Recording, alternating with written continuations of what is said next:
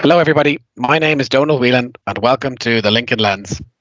At Lincoln Recruitment, we began the Lincoln Lens with the prime objective of providing our community with a forum to share insights and commentary in relation to some of the most topical issues in the Irish employment market.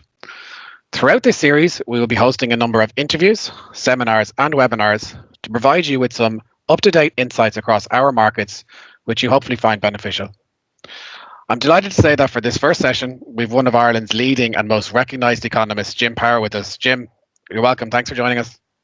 You're very welcome, Donal. My pleasure. Very good. Thank you, Jim. So Jim is the Chief Economist for Aviva Ireland and has held previously held similar roles with AIB, Bank of Ireland and First Friends Group. He's the owner of Jim Power Economics, an economic and financial consultancy which he set up in 2009. Jim was chairman of Three Rock Capital Management prior to its acquisition by Julius Baer in January 2020. He is a board member of Love Irish Food and a member of the Institute of Directors in Ireland. Jim is a graduate of UCD, holds a Master of Economic Science degree. He lectures part-time at the Smurfit Business School and is a regular contributor on podcasts such as The Stand and Win Happy. Jim did also ask me to point out that he's a native of Waterford, but Jim, given the recent All-Ireland hurling result, we'll leave that alone, will we? I think we'll skip that one. Absolutely, Donal. Quite happy to move on. Thanks, Jim. So again, thanks for joining us today. And perhaps we'll begin the session by asking you to give us your broad overview of the world of economics as you see it today, both from a domestic point of view, but also internationally, if that's okay. Okay, Donal. I have worked as an economist in the private sector for 30 years or thereabouts, and I become more and more convinced as time goes on about the inadequacies and the limitations of economics and economic forecasting. And I think there is a perception out there that economists can forecast the future with certainty, or at least some naive people believe that. But the reality, and I think people and businesses really need to realize this, there are no certainties in the world of economics. Economics is a social science. It's driven by human behavior rather than by anything scientific as we would understand the physical sciences like physics and chemistry, for example. So human behavior is absolutely instrumental in determining economic outcomes. And then, of course, we're always subject to political events that have a huge impact on the world economy and business, of course. And we're also subject to sort of natural disasters. And in a sense, what we've experienced since March 2020 is very much in the realms of a natural disaster, as in COVID-19. When I sat down at the beginning of, this time last year, the beginning of 2020, to look at the year ahead, we'd come through a year 2019, which was difficult for the global economy. You know, a lot of uncertainty about Brexit, but more tellingly, we had massive uncertainty about the evolving trade war between Donald Trump and China. Coming into 2020, I believe that both of those factors would actually become less influential. Number one, that a hard Brexit would be avoided at the end of January 2020, which it was. And secondly, that ahead of the presidential election in the United States in November, that Donald Trump would actually back off on his trade dispute with China because of the economic implications of that. And by the end of February last year, I was starting to feel a little bit cocky. Both of those assumptions were starting to come to fruition, and we were actually set up for a better year, not dramatic, but a better year for the global economy. And then, of course, when the United Nations and the World Health Organization declared a global pandemic in early March, the world changed. Right. And what we've seen, in the last 9 or 10 months has been absolutely unprecedented in terms of the impact, in terms of the magnitude of what has happened, and also in terms of the policy response we've seen. COVID-19 has fundamentally altered the world. It has fundamentally altered business. And I think the one lesson we should always learn from this as individuals or as businesses is that you should always expect the unexpected. There is always something out there waiting to jump up and hit you in the head. And, that's what we saw last year has been a pretty extreme example of that. But the world economics, business characterized by uncertainty. And I think people should never, ever forget that fact. Yeah, very good. So can we go into a bit more detail in 2020 then, Jim, if you don't mind? We obviously kind of, as you said, came into the year with a huge amount of optimism. We were at near full employment anyway in 19, and we came into the year with huge optimism. If you were to look back now with your lens on, how would you describe it in general? Again, both from a domestic point of view as well as internationally. Into a bit more detail. Oh, okay. In terms of the global economy, if you look back to 2008-9 and the so-called Great Recession, the subsequent period has been dramatic in many, many ways. Yep. There was a huge shock to the global economy back then. There was a huge global policy response in a sense that central banks slashed interest rates. Central banks engaged in quantitative easing, in other words, printing money, increasing money supply to try and drive liquidity in the banking sector in the hope that that would feed into the real economy and garner economic recovery. And by sort of from 2013 onwards, we started to see to varying degrees, global economic recovery. Then in 2019, as I've described, that took a little bit of a kick because of Donald Trump and his pretty belligerent attitude towards China on the trade front. We saw the erection of trade barriers and so on. So 2019 for the world economy was challenging. Then, as I said, coming into 2020, there was an element of optimism, and that optimism was blown out of the water. And what made the events post March 2020 so much different than anything we've ever seen in the past is the nature of the shock. Because when the great financial crash happened back in 2008, 2009, sectors were hit, the financial service sector particularly. We saw a slowdown in economic activity. But what we've seen with COVID, and it continues to be the case, that large swathes of economies were effectively shut down in order to protect the world, the health of the world population. We saw the death of tourism. We saw the death of air travel pretty much. So dramatic stuff. And we also saw, which is, I think, a source of optimism, we saw a very strong global response very quickly. A couple of things happened. One, central banks slashed interest rates to zero almost every place, or virtually zero. And secondly, central banks really ramped up quantitative easing. In other words, creating new money through bond buying. Okay, so central banks literally threw the kitchen sink in an unprecedented way. At the same time, governments everywhere decided there was only one appropriate response here. That is spend money. Protect those households, protect those businesses, spend money on health services and so on. In some countries, we saw a relaxation of tax burdens, but there was a very, very strong fiscal policy response. So, and it's been huge response. It's been a very coordinated response. And that is reassuring because that did not happen to the same extent back in 2008, 2009. So, in other words, the global response this time has been much better. And fiscal policy is all about government spending and taxation, and it's controlled by governments.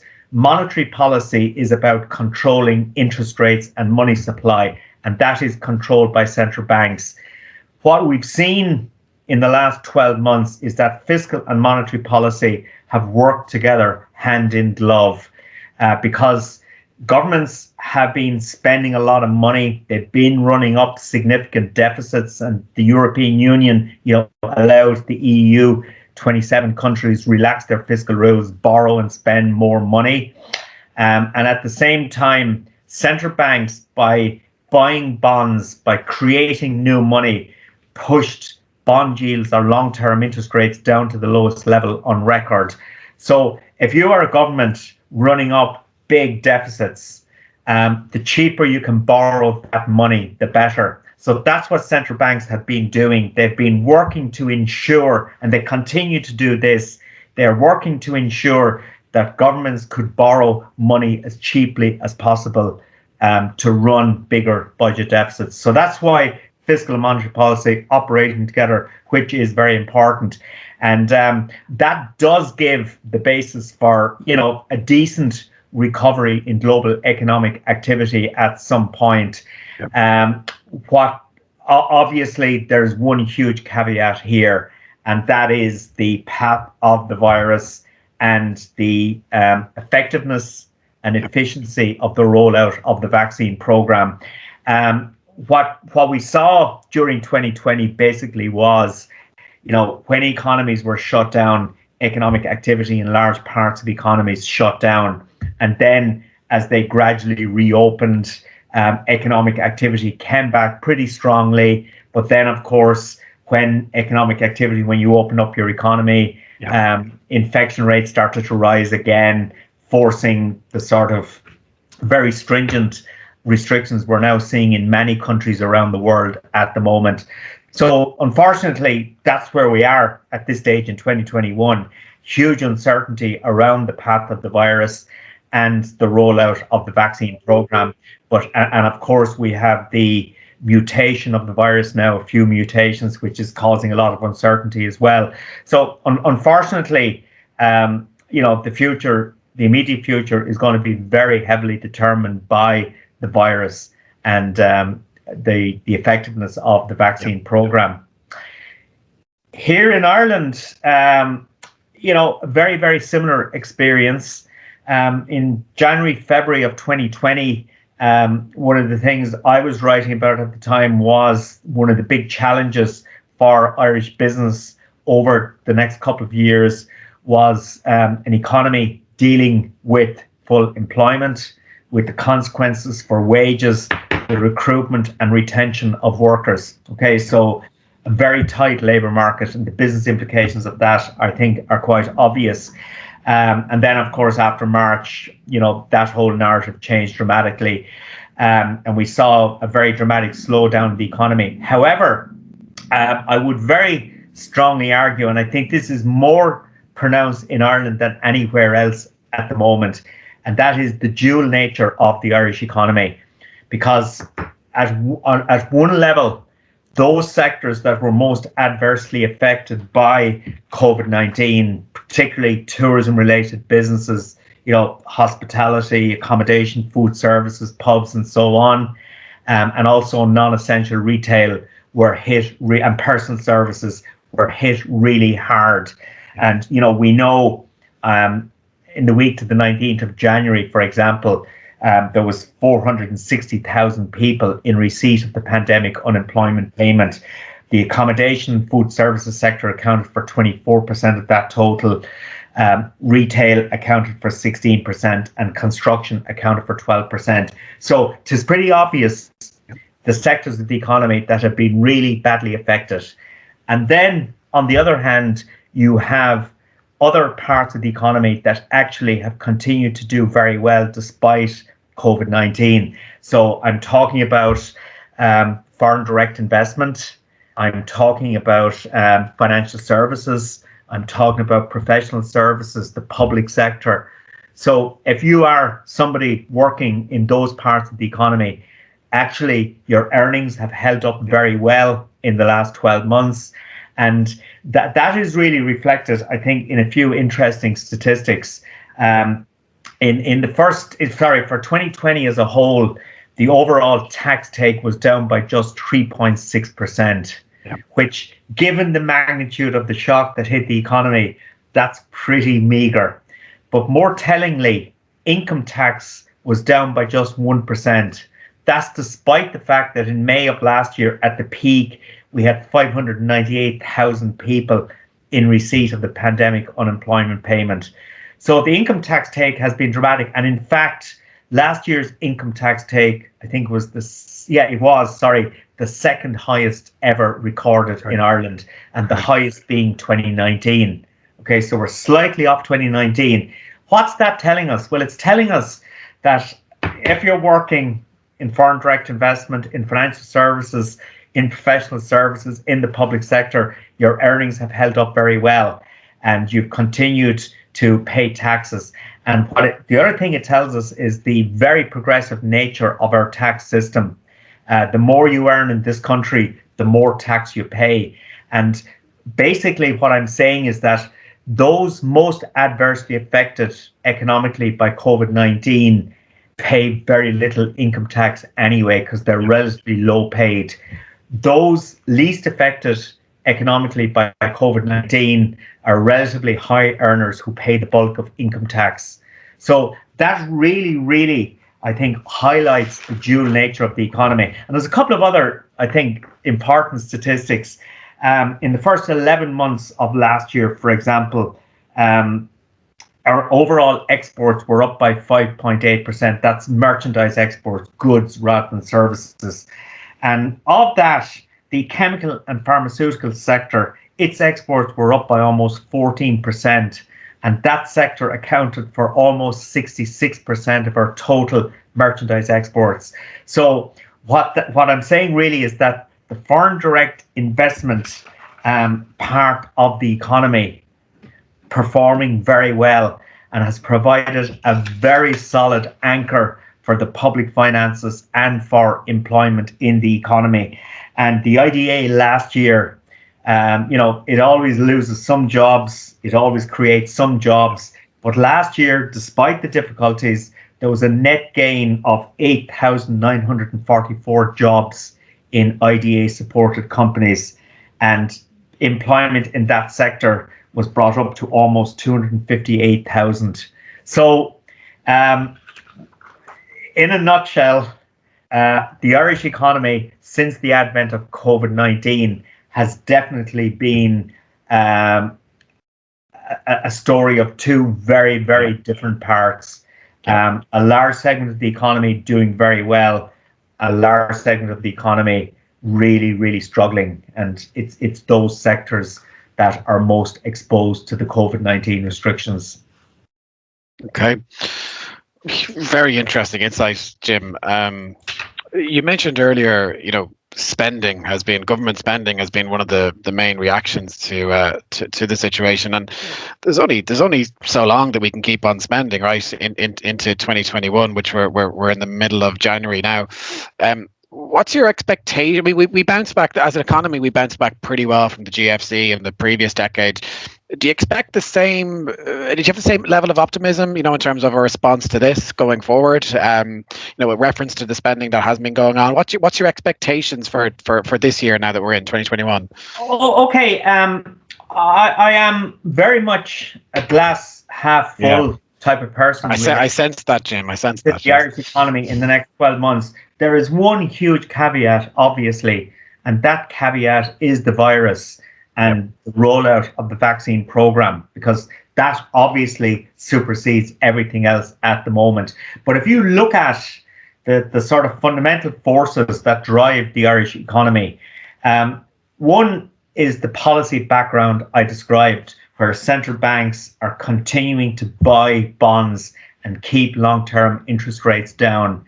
That is really important for every government in the world, but particularly for the Irish government that last year borrowed over 19.5 billion. Could well borrow something similar this year, although there's an expectation it'll decline a little bit, but that depends on how quickly the economy can reopen. So we're running big deficits. I am not concerned about that. Okay, I prefer if we weren't, but if you consider the circumstances we're in, with COVID-19, with the artificial shutting down of large segments of our economy, there is no choice. Yep. We've got to support households, we've got to support businesses, because if you allow households get into dire straits, consumer spending collapses. If you allow businesses go to the wall and not support them, you're left with a massive long-term unemployment problem. And when you think about this, when we come out the other end of COVID-19, whenever that happens, we will need all of those businesses, particularly in the tourism sector, to rebuild the economy. So it's essential we run these deficits. And in fact, if I was sitting here describing an environment where the government was cutting spending, increasing taxes to prevent the deficit from widening, I would be incredibly negative about the future. Austerity cannot be spoken about for the foreseeable future in this country or indeed in any other country. There is only one appropriate response, in my view, and that is for governments to spend money to support households, to support businesses. And eventually, that will sow the seeds for economic recovery. And when economic recovery takes hold, that generates tax revenues. It puts downward pressure on government spending because unemployment starts to fall.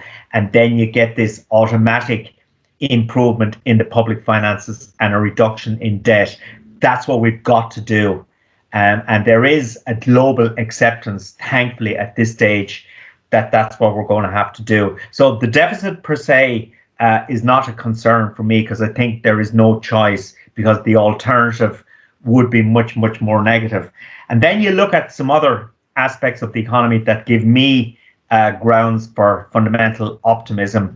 The foreign direct investment part of the economy continues to do really well, and that chemical and pharma anchor in the economy is really important. And for a regional economy like the Southwest, for example, where chemical pharma is really important in Cork, you know, it's a really, really strong part of our economy, and it's continuing to do well.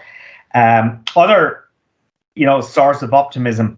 Last year, well, the first 11 months of last year, we saw household deposits increase by 13.1 billion to reach 124 billion almost.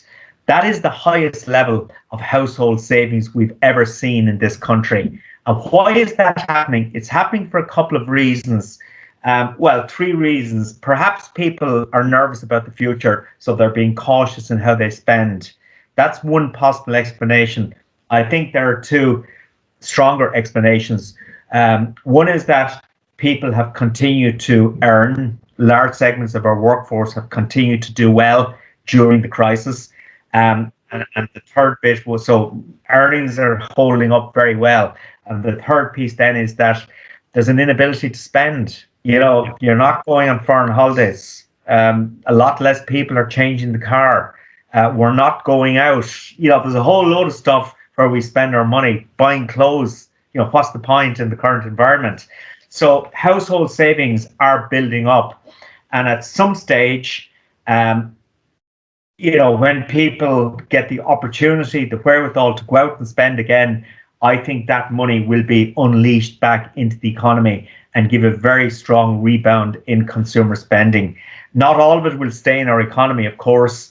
You know, people will go on foreign holidays, they'll buy cars, so money will slip out through imports. But, you know, I think the domestic spend will rebound very, very strongly.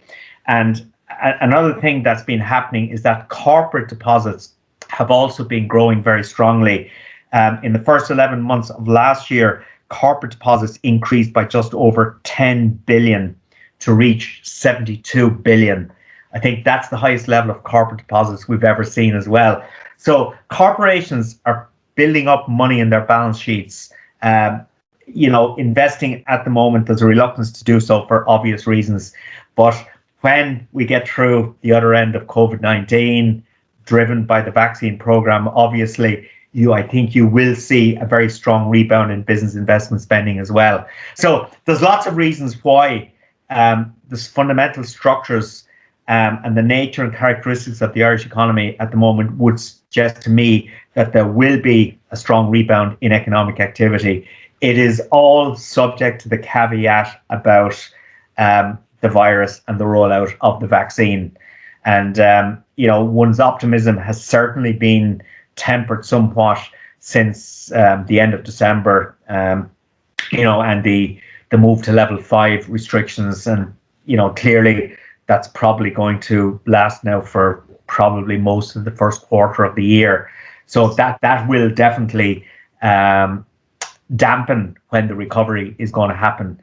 But I still believe, you know, it's building up to a pretty decent outlook for the economy. And I also think that those issues I was talking about at the beginning of 2020 in relation to the challenges of an economy facing full employment, the implications for recruitment and retention of workers and wage costs, will come back as a significant business issue. Okay, I think, to me, there's no doubt about that.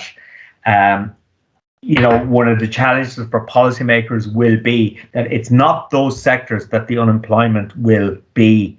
The sectors of the economy where the unemployment will be are those that are shut down at the moment, non-essential retail, the whole accommodation, food services, the tourism sector, broadly defined. It's going to be much, much more difficult to get employment back in those sectors. And it's probably 2022 at the earliest before you can see any meaningful rebound in tourism, for example. So I keep sort of reiterating this very, very pronounced dual nature of the Irish economy. Okay. Yeah, we're certainly expecting latter half of the year to see a bounce, kind of pretty from Q3 onwards to see a bounce in recruitment activity. We have seen a small response this side of this kind of the new year, but certainly the latter half of the year we're expecting to see a bit more of a bounce. We probably can't, Jim, have a reflective or forward-looking conversation about the economy without briefly addressing Brexit. Can we go into that in a little bit of detail now? We could be here all day, but yeah, we can, Donal. Yeah, I mean, I suppose there's two or three sort of external things that I'd like to indulge a little bit if I could. One is Brexit, the second is Biden, and third is global corporation tax reform. I'll start with the Brexit piece because that's the question you asked me. It's been 4.5 years of total and utter nonsense, in my view. It's been the most destructive period in terms of the relationship between Ireland and the UK that we've experienced for many, many decades. And it was this element of uncertainty, this element of what eventually was going to happen here.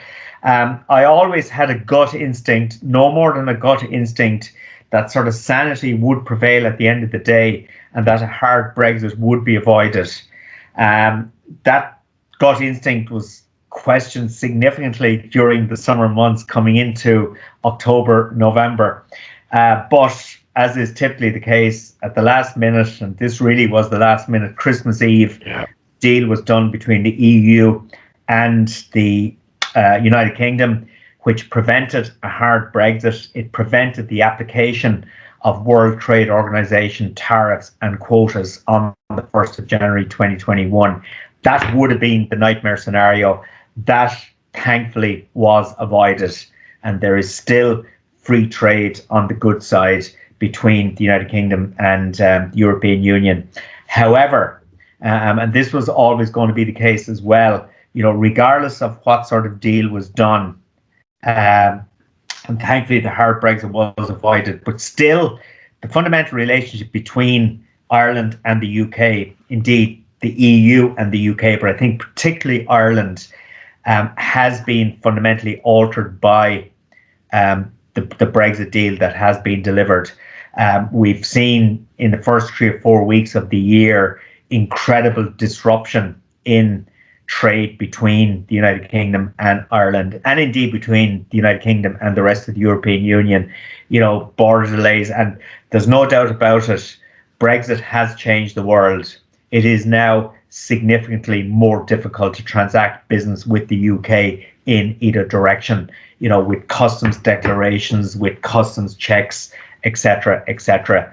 So it's different, even though I do think that the total sort of chaos we're seeing at the moment, that eventually will be sorted out, because teething problems, I suppose, is how you could describe it. And eventually, those issues will be addressed.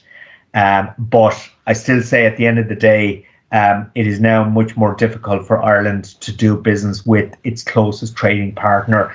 But it could have been a hell of a lot worse. That's the only consolation we can take. It was never the case that Brexit was going to be good news.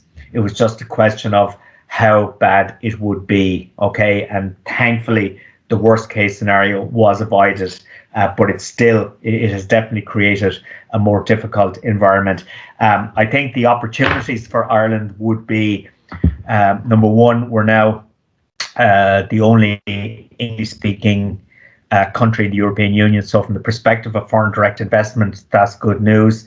Secondly, Ireland's cricket team now is formally number one in the European Union, apparently. I'm not sure how significant that is, but uh, the third point is for the agri-food sector. We import north of €5 billion worth of food and beverages from the UK every year. Is there now potential for import substitution? Can Irish food producers start to produce some of the stuff that we were previously importing from the United Kingdom? And in areas like yogurt, biscuits, for example, there have to be opportunities. So what we've got to do as a country, is grow up, be mature about it. Our relationship with the UK has been further weakened because of Brexit. So we're just going to have to deal with that and get on with it, exploit the opportunities that will arise, and deal with the inevitable difficulties that will arise. And I think it will also encourage many companies to actually get out there and look for other markets apart from the UK in a more aggressive way. Not easily done, because the UK is our closest trading partner, so it's always the easiest to do business with, culturally very similar and so on. But the world's changed. We've just got to deal with it and get on. And I'm not terribly downbeat about it. I prefer if it hadn't happened, but it has happened. And it could have been worse. And we now just have to get on and deal with it. The other thing I would say on Brexit is that the EU's future relationship with the United Kingdom will be a lot like the EU's relationship with Switzerland. It's an ongoing series of negotiations trying to bring in trade deals, reduce restrictions in different areas like financial services and so on. So this is it's not the end of the process. The relationship is going to be an organic one. It's a complicated one. Definitely lots of difficulties there, but we just, as I say, have to deal with that. The second issue is President Biden. I, for the first time personally ever, watched the whole lot of the inauguration of President Biden. And why? Well, oh, wow. I said, wow, Jim, just to stay up. Or I was on during the day, wasn't it? So it wasn't too bad. On during the day. I was 4 o'clock in the afternoon. I watched the whole thing because there was a sense of we were moving away and moving on from a very dark period. Yeah. Regardless of what you think of Trump's economic policies, his whole modus operandi, his whole attitude to relations with other countries, etc., was totally poisonous, and I think created an incredibly negative narrative, and definitely it darkened the mood of the world during a very difficult period anyway for the world in COVID-19. There was some crazy scenes over the New Year period, wasn't there? The 6th of January, I mean, was really the low point of all of that. So I watched the inauguration to sort of convince myself that this was over. We were moving on to something new. Joe Biden has an incredibly difficult job to do. There's no doubt about that. But if you look at some of the stuff that he's likely to do, he is going to rebuild international relations between the United States and I think virtually every other country. And I think that in the face of the threat from the emerging China, it was never more important for the United States and Europe to be working together in a coordinated, united way. And that was one thing that really got me about Trump. It was when he was picking rows with the Germans and so on, and the French. So I'm glad there's going to be rebuilding of that relationship, because I think it's incredibly important. And obviously would be good for the European Union, and as a member of the European Union, good for Ireland. Biden has very strong Irish roots, which were Yeah. really obvious during the inauguration. So that can only be of some benefit to Ireland. He said he's going to try and increase the corporation tax rate from 21 to 28%. That would obviously improve the attractiveness of Ireland as a location for US company investment. So that is good. And also he said he's going to try and tackle inequality. So he's proposing lifting the minimum wage from $7.25 to $15. I think from an equality and an economic and social and political perspective, that would be good, because the United States is absolutely riven with inequality issues, and that certainly was instrumental in the rise of Trump in the first place. So they've got to, and indeed the rest of us as well, but the United States particularly has got to address those issues of inequality. So I do think that Biden's his whole agenda is a positive one for the world. It's a positive one for Ireland. I have no doubt about that. The question then, of course, is to what extent will he be able to implement the policies that he wants to implement? Because the balance of power, although better than it was for the Democrats, is still challenging enough. Okay, but hopefully he will be able to pursue some of those policies. One thing that I wouldn't expect is the attitude to China and the relationship with China. I think Biden will continue to take a hard attitude to China because there is strong political support and popular support within the United States for what Trump was doing with China. So I don't think Biden is going to roll back on that very much. But still, you'd hope that he'll have a more pragmatic approach, a more conciliatory approach, and that it won't be this very antagonistic, aggressive approach that Trump took to all international relations. So Biden believes in multilateralism, and I think that is good for the world. It's good for Europe. I think it's good for the United States. So I'm not expecting miracles, but I do think in the context of what we've just left, Biden does offer a ray of hope, and hopefully, the right person at the right time to deal with the problems that need to be dealt with. The third piece I was going to mention briefly was, and this is definitely a challenge for Ireland, and it's also part of Biden's agenda, that is global corporation tax reform. At an OECD level, there's this base erosion profit shifting project going on. Biden is going to push that agenda and support that agenda. There are all sorts of issues around breaking up big tech, for example, and given how important big tech is in Ireland, that does represent a threat to us. There's no doubt about that. So, there's lots of reasons for believing that over the next few years, Ireland's tax attractiveness for foreign direct investment will be chipped away at. Okay, I think there's no doubt about that.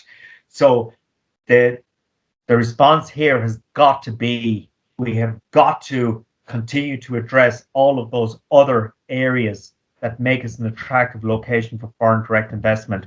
And I think top of the pile is the quality of the labor force. Yes. And that's why investment in education at all levels, particularly third level, investment in the STEM subjects, all of that stuff is just so important in terms of Ireland continuing to be an attractive location for foreign direct investment. So, but we'll watch this debate on corporation tax at a global level. It will have implications for us, but we need to make sure that we're actually able to address those implications and counteract them insofar as we can. I mean, at the end of the day, Ireland is still regarded by US companies as a very good base in which to invest and access the rest of the EU market. So we need to make sure that we preserve that status. So while we don't need here, in my view, is a political switch to a very anti-business type environment, Okay. And the English speaking piece is really important, Jim, as well. I know you touched upon it earlier on, but I mean, us now being the only native English speaking country in the EU has to have a significant bearing on that investment as well. Of course it does. Absolutely. I mean, Dublin is the largest native English speaking city in the European Union. Yep. Cork is second, and my native Waterford is fifth. Um, those things, they have got to be important. Okay, for US companies, speaking the language, sharing the culture to a large extent is really, really important. I'm not saying it's the be all and the end all, but it is a source of competitive advantage that we really need to exploit. And as I say, we need to make sure that we remain as positive and constructive a business environment as possible.